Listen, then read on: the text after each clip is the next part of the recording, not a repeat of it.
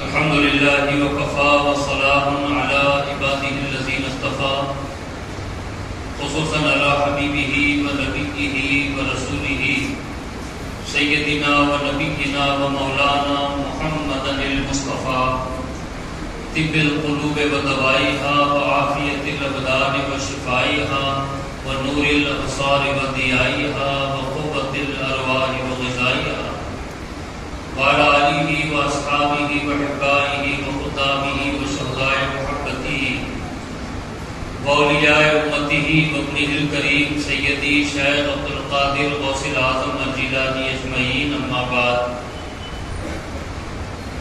اعوذ باللہ من الشیطان الرجیم، بسم اللہ الرحمن الرحیم۔ واما بنعمت ربک فحدث، آمنت باللہ صدق اللہ العظیم وبلغنا رسوله النبي الأمين الكريم ونحن على ذلك لمن الشاهدين والشاكرين والحمد لله رب العالمين۔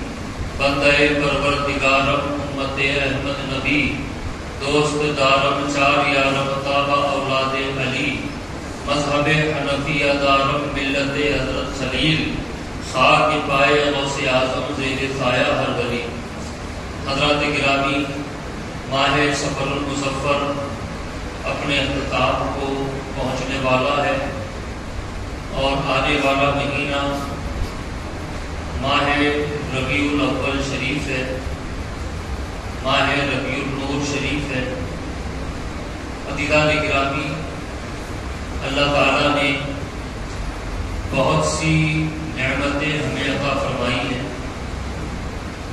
اور ہر نعمت بڑی قیمتی ہے اور اشد ضروری ہے،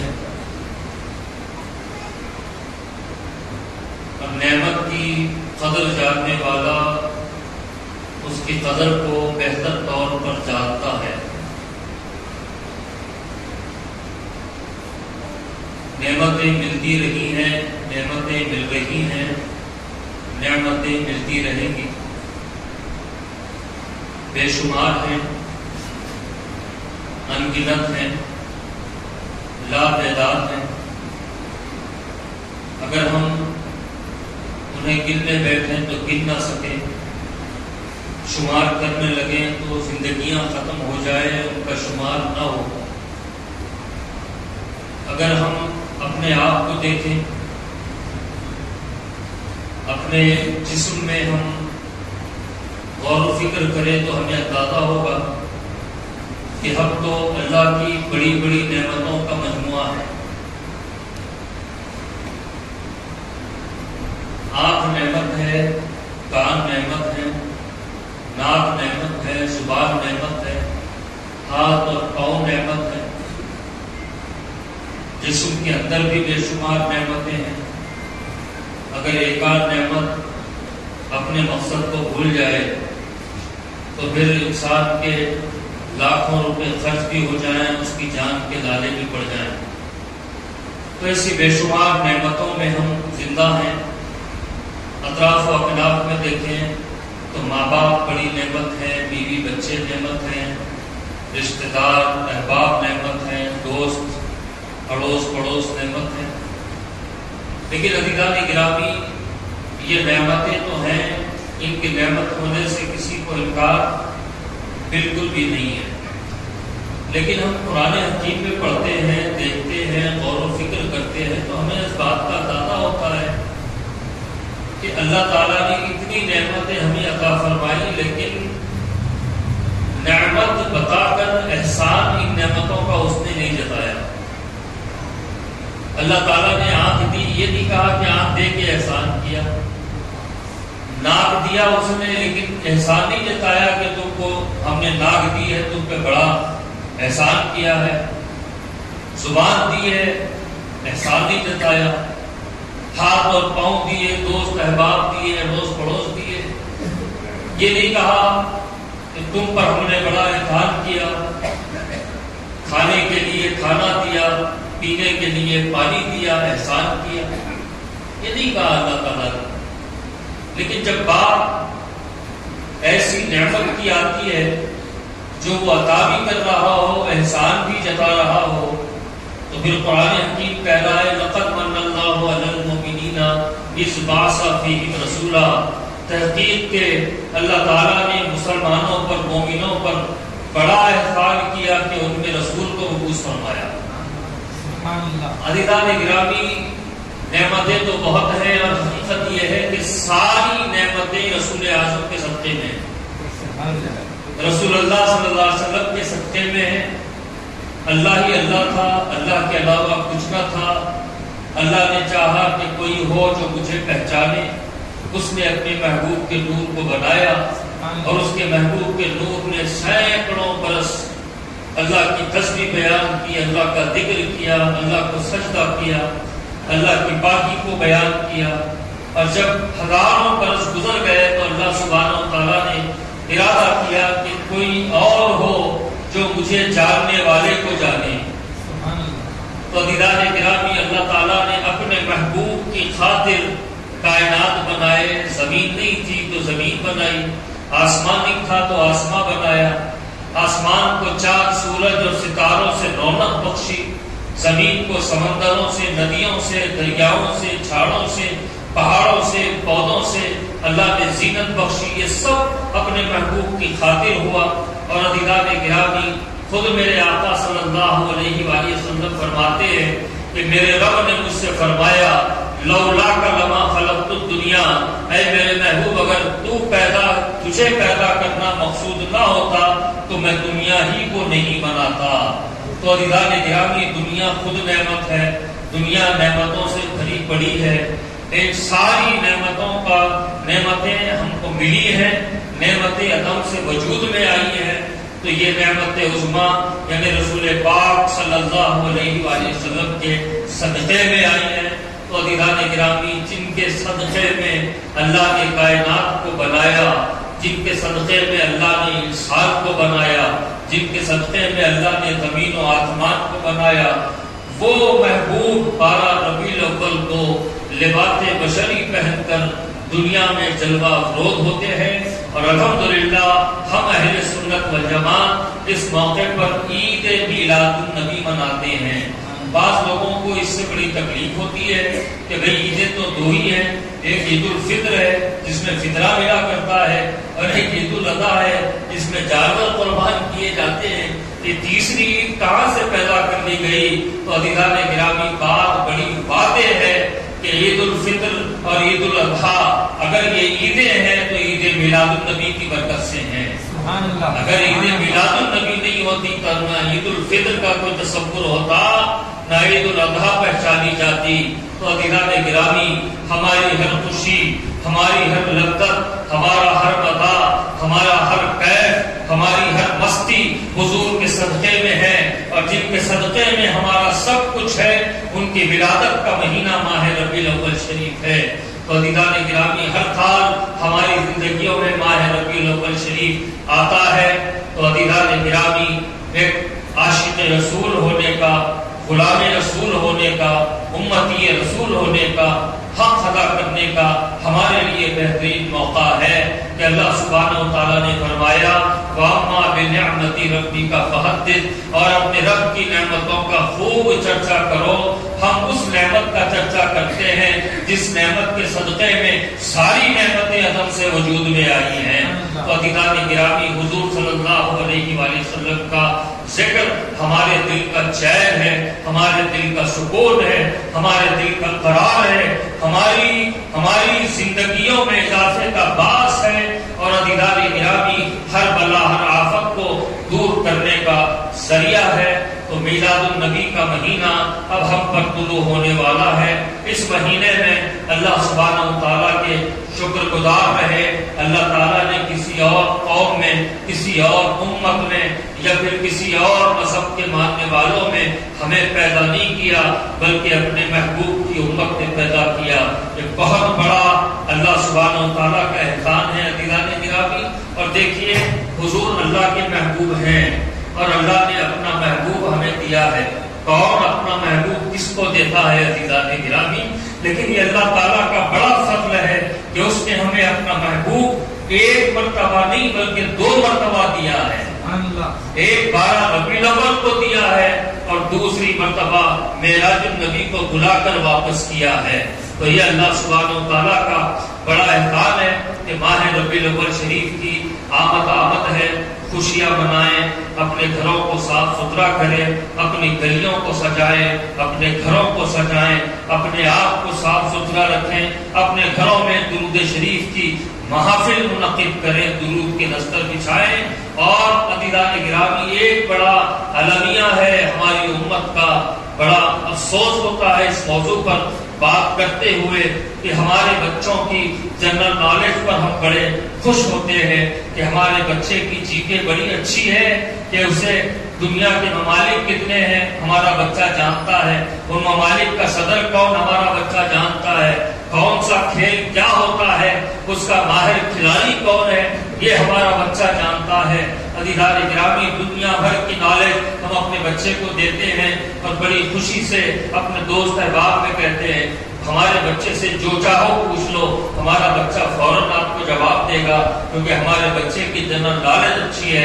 لیکن عزیزان گرامی، افسوس کی بات یہ ہے کہ ہم اپنی نسلوں کو ساری دنیا کی معلومات تو فراہم کرتے ہیں، یہ نہیں بتاتے کہ ہمارے آقا کون ہیں، آقا کے والدین کون ہیں، آقا کے دادا کون ہیں، آقا کے چچا کون ہیں، آقا کی بیویاں کون ہیں، آقا کے بچیاں کون ہیں، آقا کے بچے کون ہیں، آقا کا خاندان کیا ہے، آقا کے معجزات کیا ہیں، آقا کے احسانات کیا ہیں. آقا کریم صلی اللہ علیہ وآلہ وسلم کے تعلق سے ہم اپنی نسلوں کو کچھ نہیں دیتے. عزیزان گرامی، ماہ ربیع الاول شریف یہ بہترین مہینہ ہے، بہترین موقع ہمیں اللہ کے فضل سے نصیب ہو رہا ہے. اپنے گھروں میں اپنے گھر کے لوگوں کو جمع کر کے سیرت النبی کی کتاب لے کر 1 صفحہ 2 صفحہ 1 چیپٹر ضرور روزانہ اپنے گھر والوں کو بیٹھ کر پڑھ کر سنائیں. اور یاد رکھیں، یہ بھی لحاظ رکھیں کہ جب سیرت پاک کی کتاب لیں تو چیک کر لیں کہ بھئی یہ سنی صحیح العقیدہ مصنف کی لکھی ہوئی ہے یا پھر اس ایسے اشخاص کی لکھی ہوئی ہے جو حضور کو اپنی طرح مجبور مانتے ہیں. حضور تو مختار کائنات ہیں. یہ دیکھ لیں کہ سیرت کی کتاب لکھی کس نے ہے. کہیں سیرت کے لکھنے والے نے حضور کو ایک عام بشر تو نہیں لکھ دیا. یہ دیکھ لیا کریں، پھر اس سیرت کی کتاب کو لے کر جس میں حضور کی شان ہو، حضور کا مقام و مرتبہ بیان کیا گیا ہو، حضور کے اختیارات، حضور کے معجزات بیان ہو، وہ کتاب لے کر اپنے گھر والوں کو روزانہ بیٹھ کر سنائیں. اور عزیزان گرامی، اہل سنت والجماعت میں جب کوئی عمل ہوتا ہے، کوئی کام ہوتا ہے تو یاد رکھو فائدے سے خالی نہیں ہوتا. حضور پاک صلی اللہ علیہ وآلہ وسلم اپنے چچا حضرت عباس بن عبد المطلب رضی اللہ تعالیٰ عنہ کے گھر صبح صبح تشریف لے گئے. حضور گھر میں داخل ہوئے تو حضور نے ایک منظر دیکھا. وہ منظر کیا تھا؟ حضرت عباس بن عبد المطلب رضی اللہ تعالیٰ عنہ اپنے گھر والوں کو اپنے ارد گرد بٹھائے ہوئے ہیں اور کچھ باتیں ان کو بتا رہے ہیں. حضور صلی اللہ علیہ وسلم داخل ہوئے. حضرت عباس نے دیکھا کہ رشتے میں چچا ہیں، بڑے ہیں حضور سے، لیکن فوراً حضور کی تعظیم کے لیے کھڑے ہو گئے. یہ ادب والا معاملہ تھا. حضرت عباس بن عبد المطلب حضور کے چچا ہیں اور 2 سال پہلے آپ کی ولادت ہوئی. ایک مرتبہ اتنا ادب فرماتے تھے چچا اپنے بھتیجے کا، رسول اللہ صلی اللہ علیہ وسلم کا، کہ ایک مرتبہ حضور صلی اللہ علیہ وسلم نے پوچھا کہ چچا عباس آپ مجھ سے کتنے بڑے ہیں؟ تو بڑا واضح سوال تھا، جواب بھی بڑا واضح ہو جاتا. یہ کہتے تھے کہ 2 سال بڑا ہو. کیونکہ ہمارا اپنا مزاج یہ ہے کہ جب ہم ایک دوسرے سے عمر کے بارے میں بات کرتے ہیں تو بڑے چھوٹے کی بات ہوتی ہے. تو حضور نے پوچھا کہ چچا عباس آپ مجھ سے کتنے بڑے ہیں؟ تو حضرت عباس بن عبد المطلب رضی اللہ تعالیٰ عنہ چچا ہے حضور کے، لیکن ادب کا عالم دیکھیے. حضرت عباس رب کرتے ہیں یا رسول اللہ پیدا ہونے میں تو 2 سال پہلے پیدا ہو گیا، بڑے تو آپ ہیں. یہ حضرت عباس بن عبد المطلب رضی اللہ تعالیٰ عنہ اٹھ کے کھڑے ہو گئے. سارے گھر والے کھڑے ہوئے. حضور صلی اللہ علیہ وسلم نے پوچھا چچا عباس کیا چل رہا تھا؟ کیا ہو رہا تھا، کیا بات بتائی جا رہی؟ تو حضرت عباس بن عبد المطلب رضی اللہ تعالیٰ عنہ نے کہا یا رسول اللہ، میں اپنے گھر والوں کو آپ کی عظمت و شان یا پھر الفاظ یہ ہے کہ آپ کی ولادت کے وقت کے حالات بتا رہا تھا، اپنے گھر والوں کو آپ کی شان کے حوالے سے بات بتا رہا تھا۔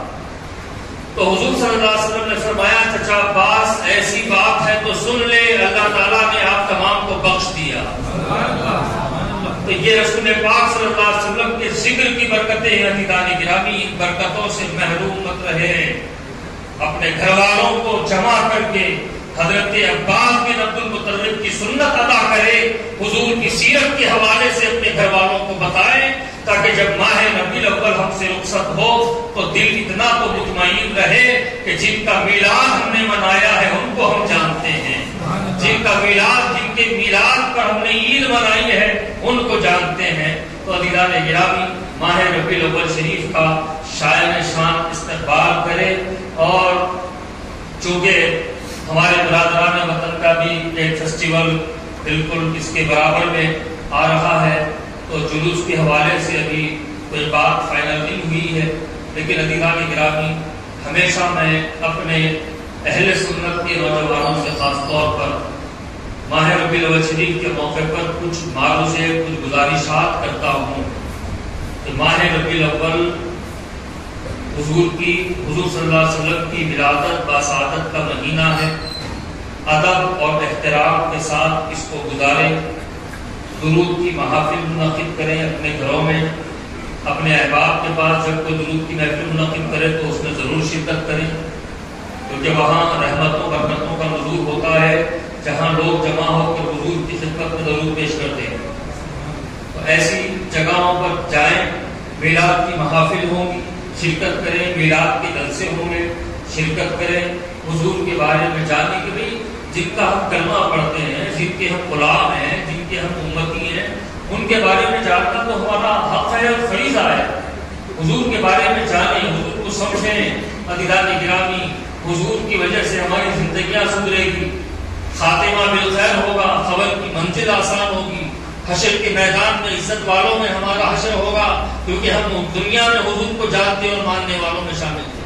تو اس بات کا آپ حضرات خیال رکھیں، اور خاص طور پر نوجوانوں سے میں کہوں گا، یہ ہر سال کی طرح جو آپ ہلڑ بازی کرتے ہو، خدا کے واسطے ان چیزوں سے، ان حرکتوں سے اپنے آپ کو دور رکھو، کیونکہ آپ کی یہ حرکتیں اہل سنت والجماعت اور اسلام اور اسلامی تعلیمات کی بدنامی کا باعث بن رہی ہیں۔ آپ بہت خوش ہیں، لیکن سامنے والا یہ دیکھتا ہے کہ یہ مسلمان اپنی خوشی میں کرتا جائے، دیکھنے والا یہ دیکھتا ہے کہ اپنے نبی کا یہ میلاد منا رہا ہے، یہ کرتا کیا ہے، اور ہمارا نوجوان کرتا کیا ہے، ڈی جے لگا کے ناچ رہا ہے، ایک دوسرے پہ رنگ پھینک رہا ہے۔ عزیزان گرامی، یہ اسلام کی تعلیمات کے مخالفت میں ہے، اور یہ مسلمانوں کا یہ عمل نہیں ہو سکتا، اور خاص طور پر نبی کی میلاد کے موقع پر تو یہ عمل تو بالکل بھی نہیں ہو سکتا۔ اس بات کا لحاظ رکھیں، مسجدوں میں، گھروں میں، جہاں جہاں ضرورت کی محافل ہوں گی ضرور شرکت فرمائیں۔ عزیزو، حضور پاک صلی اللہ علیہ وسلم فرماتے ہیں کہ مجھ پر جو درود بھیجا جاتا ہے وہ دو طرح کا ہے۔ ایک درود وہ ہے کہ جب پڑھنے والا پڑھتا ہے تو فرشتے لے کر میری بارگاہ میں پہنچاتے ہیں کہ یا رسول اللہ، آپ کے فلاں امتی نے یہ درود کا نذرانہ پیش کیا ہے، یا رسول اللہ اس کو قبول فرمائیں۔ پھر میرے آقا صلی اللہ علیہ وسلم فرماتے ہیں ایک درود وہ ہوتا ہے کہ جب پڑھنے والا میری محبت میں ڈوب کر درود پڑھتا ہے تو فرشتے درمیان سے ہٹ جاتے ہیں، پڑھنے والے کو میں دیکھتا ہوں، پڑھے ہوئے درود کو سنتا ہوں اور بھیجے ہوئے درود کو قبول کرتا ہوں۔ اور عزیزان گرامی، ہماری زندگیوں میں اگر ایک لمحہ بھی ایسا آ جائے کہ حضور کی خاص توجہ ہم پر ہو رہی ہے تو سمجھے بیڑا پار ہو گیا۔ اللہ تعالیٰ ایسے لمحات ہم کو عطا فرمائے جس کی وجہ سے ہماری دنیا اور آخرت سنور جائے۔ میلاد النبی کے مہینے کی آمد ہے، اس کے تقاضوں کو پورا کرتے ہوئے زندگی گزارے، اپنے کسی بھی عمل سے اسلام اور مسلمانوں کو بدنام کرنے کے جو موقع فرقہ پرست طاقتیں ڈھونڈ رہی ہیں ان کو یہ موقع فراہم نہ کرے۔ السلام علیکم۔